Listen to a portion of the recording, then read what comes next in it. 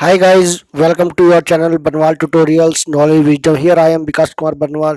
You are watching the most important classes, which is the UGC NET Commerce Paper 2. Now you can join my class every day at PM with without any cost on YouTube every day. So let's see what are the most important notes or informations and one special topics. तो चलिए आज की class की शुरुआत करते हैं। तो मैं आज आपको महत्वपूर्ण सवाल के अलावा जो है एक इम्पॉर्टेंट और एडवांस बैंकिंग एब्रिविएशंस बताने वाला हूं आज, जो कि आने वाला एग्जाम में जो है एक सवाल कंफर्म होते हैं कि ये वो आएंगे ही आएंगे, उसी से रिलेटेड आते ही आते हैं। तो ज़रूरी है कि इस तरह का सवालों को जानना, एब्रिविएशंस को जानना बेहद ही ज़रूरी है। यदि आप नहीं जानते हो तो आपकी एक मार्क्स या जो भी मार्क्स आपके हैं वो कट सकते हैं। तो इसलिए मैंने आज जो है सोचा कि नहीं, आज मैं सवालों का तो मैं डेली ही आपको देता हूँ, प्रोवाइड करवाता हूँ, तो आज मैं एब्रिविएशंस को भी करवा दूँ। इसलिए मैंने जो है टॉप 10 मोस्ट इम्पॉर्टेंट एब्रिविएशंस को जो है डाला है। तो ज़रूर देखिए, उसके बारे में विशेष रूप से आपको जानकारी ज़्यादा चाहिए तो आप आराम से गूगल में सर्च कर सकते हो, या फिर विकीपीडिया या जो भी आपके पास संस्थान है, सर्च इंजन है। तो चलिए शुरू करते हैं आज का सवाल को। तो फटाफट चैनल को सब्सक्राइब कर दीजिए, लाइक कर दीजिए, शेयर कर दीजिए। तो STP segmentation, targeting and positioning. Segmentation, targeting, positioning जो है मार्केटिंग आधुनिक समय की मार्केटिंग का एक मुख्य अवधारणा है। इसके बिना विपणन अधिक अभियान सामान्य होंगे, उनके पास बहुत कम या कोई व्यक्तिकरण नहीं होगा और कुल मिलाकर उस स्तर पर परिवर्तित नहीं हो पाएंगे जो अधिकांश व्यवसाय प्रभावी होंगे। तो इसके बारे में आप और आसानी से जानने के लिए आप जो है सर्च कर सकते हो। तो STP segmentation, targeting and positioning, WIPO world intellectual property organization है ना। इसके बारे में भी आपको अधिक जानकारी चाहिए तो आप विकिपीडिया या सर्च इंजन में जाके आप इसके बारे में विस्तार से जान सकते हो। तो मैंने आज फर्स्ट टाइम में मैंने कोशिश किया है कि सबको ना देकर के कुछ चुनिंदा ही जो है एब्रिविएशंस के बारे में बताऊं। तो आने वाले समय में मैं जब भी शुरू करूंगा तो इसके बारे में मैं पूरा रिसर्च करने के बाद इसके बारे में विशेष रूप से आपको पूरा कंप्लीट इन्फॉर्मेशन प्रोवाइड करवाऊंगा। तो चलिए मैं बता दूँ कि DEIO stands for Department of External Investment and Operations. It is the also Department of Indian Government or Finance Department. तो next question number third, SLFMF. SLFMF. What is SLFMF? Now see, special liquidity facility for mutual funds. It is related to the mutual funds. तो mutual fund is subject risk of market. तो mutual funds में invest कर सकते हो आप angel broking के माध्यम से, और भी आपके लिए उसके लिए आपको डीमेट अकाउंट होनी चाहिए। तो केंद्र सरकार डीमेट अकाउंट में इंश्योरेंस की भी जो है पॉलिसी शुरू करने वाली है, नॉमिनी की भी शुरू करने वाली है जल्द ही। तो डीमेट अकाउंट खोल के आप जो है म्यूचुअल फंड्स में से मार्केटिंग कर सकते हो। Next FSDC, it means Financial Stability and Development Council. It is the body of finance department.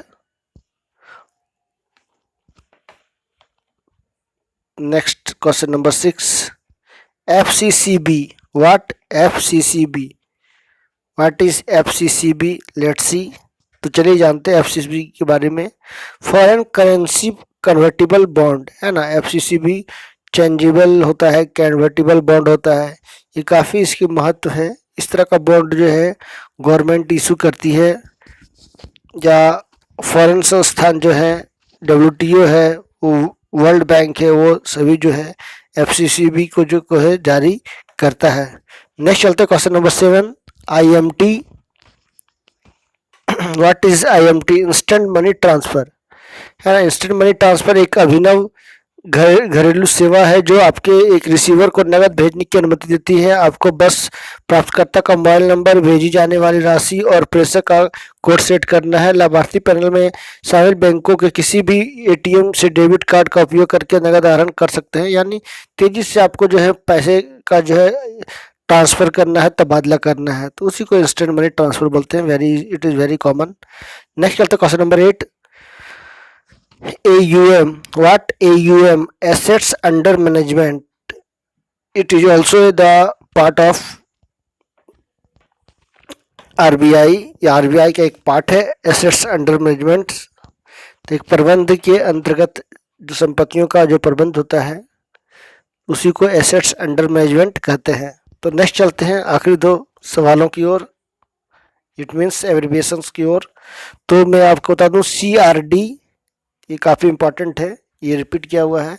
Corporate dept restructuring, corporate dept restructuring यानी निगमीय जो ऋण होते हैं जो वह उनको रिस्ट्रक्चर करने के लिए जो है CRD बनाया जाता है, यानी कॉरपोरेट डेप्ट रिस्ट्रक्चरिंग। तो चलिए आखिरी सवाल की ओर चलते हैं, उसके बाद मैं आपको मुंबई स्टॉक एक्सचेंज के बारे में, बॉम्बे स्टॉक एक्सचेंज के बारे में बताने वाला हूँ। तो जरूर देखिए, काफ़ी इम्पोर्टेंट सेशन है।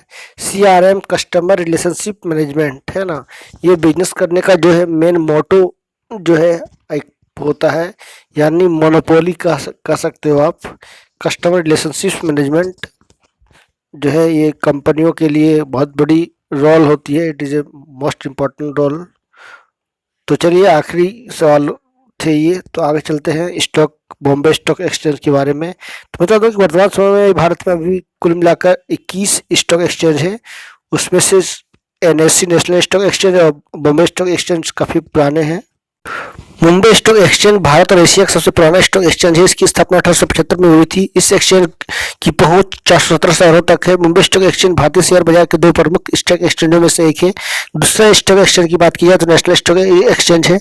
भारत को अंतर्राष्ट्रीय वित्तीय बाजार में अपना श्रेष्ठ स्थान दिलाने में BSE का अहम भूमिका रही है। एशिया का सबसे प्राचीन और देश के प्रथम स्टॉक एक्सचेंज को Mumbai stock exchange securities contract की रेगुलेशन एक्ट 1956 के तहत अस्थायी मान्यता मिली है। इसका लक्ष्य वैश्विक कीर्ति की पताका फहराकर प्रमुख भारतीय स्टॉक एक्सचेंज के रूप में उभरना। भारत में शायद ही ऐसी कोई कंपनी होगी जिसने पूंजी सर्जन के लिए BSE की सेवा नहीं ली होगी। BSE भारत की कैपिटल मार्केट का प्रतीक माना जाता है। BSE सेंसेक्स देश के अर्थतंत्र और वित्तीय बाजार की गतिविधियों को प्रतिबिंबित करता है। बेंचमार्क इक्विटी इंडेक्स है। अंतर्राष्ट्रीय स्तर पर समक्ष रहकर BSE अनेक क्षेत्रों में परिणता रहा है। तीव्र प्रतिस्पर्धा के युग में BSE ने अनेक क्षेत्रों में अग्रणी भूमिका निभाकर अपनी यश और कीर्ति गाथा का चार चांद लगाए हैं। तो वर्ष 2002 में स्टॉक एक्सचेंज मुंबई का नाम बदलकर BSE कर दिया गया है। BSE ने भारत सिक्योरिटीज प्रतिभूति ट्रेडिंग प्रस्तुत की। ट्रेडिंग रिंग की परंपरागत शेयर क्रय विक्रय पद्धति के स्थायी स्थान पर BSE ऑनलाइन ट्रेडिंग बोल्ट के माध्यम से 1995 में ऑटोमेटेड ट्रेडिंग सिस्टम का श्रीगणेश किया। 1997 में यह बोल्ट नेटवर्क राष्ट्रीय स्तर पर फैल गया। BSE इंटरनेशनल कन्वेंशन हॉल में भारत की प्रथम बेल रिंगिंग समारोह के साथ वर्ष 2002 में से नए इतिहास की शुरुआत की, जब 18 फरवरी 2002 को भारतीय टेलीवेंचर्स लिमिटेड के शेयर लिस्टिंग का पहला समारोह संपन्न हुआ और आज यह नए आधुनिक युग की प्रथा बन गई है। इस तरह देश की पूंजी के विकास में BSE का जो है हमेशा महत्वपूर्ण योगदान रहा है। BSE इस दिशा में सुसज्जित रहता है। एशिया का सबसे प्राचीन शेयर बाजार BSE की स्थापना 1875 के लोकप्रिय मुंबई स्टॉक एक्सचेंज के रूप में हुई थी।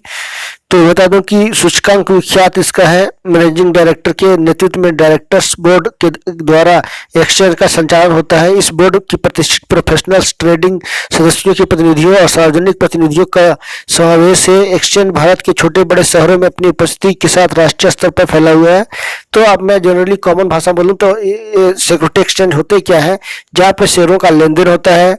बड़े पैमाने पे IPO निकालकर, यानी कंपनी जो है सबसे पहले वहाँ पर रजिस्टर कराती है, उसके बाद जो है SEBI के माध्यम से जो है वो IPO निकालती है, उसके बाद वो उनके शेयरों का जो है खरीद फरोख्त होता है या खरीद बिक्री होता है।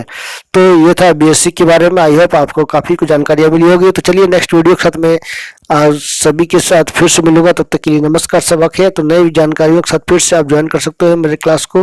फ्री ऑफ कॉस्ट में क्लास जो है एवरीडे प्रोवाइड कराई जाती है 8 PM में, तो आप सभी को ऑलवेज वेलकम है। So thank you very much for watching, stay healthy and be happy. तो everyday 8 PM UGC commerce paper 2 class का ज्वाइन करना ना भूलें। So thank you very much for watching again. और कल का क्लास में लिंक शेयर कर दूंगा, आप डिस्क्रिप्शन बॉक्स में जाके जुड़ सकते हो। Thank you.